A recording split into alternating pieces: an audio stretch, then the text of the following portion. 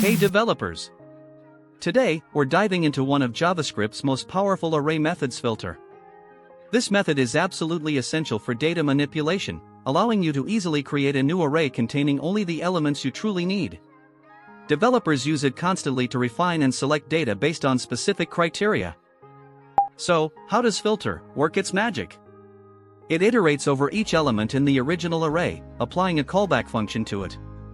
For every element, if the callback function returns a truthy value, that element is included in the new array. If the callback returns a falsy value, the element is skipped.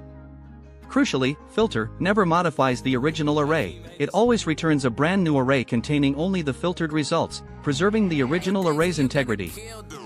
You can use this. You'll find filter incredibly useful in many real-world scenarios. It's perfect when you need to display only active users from a list, filter products by price range in an e-commerce app, or validate forms by showing only invalid fields. Now let's break down the code line by line. First, we start by declaring an array named numbers containing several integer values. This array represents our initial dataset that we want to process and select elements from. Then, here, we call the filter method on the numbers array. We pass an arrow function as its argument, which acts as a callback. This function checks if each number is even by using the modulo operator, returning true if it is, and false otherwise. Filter collects all elements for which this callback returns true into a new array.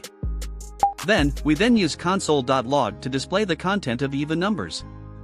This allows us to observe the result of the filtering operation and confirm which elements were selected by our condition. Finally, the output shows 10, 40.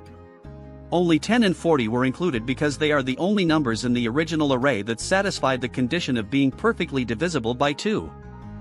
And there you have it, filter, in action.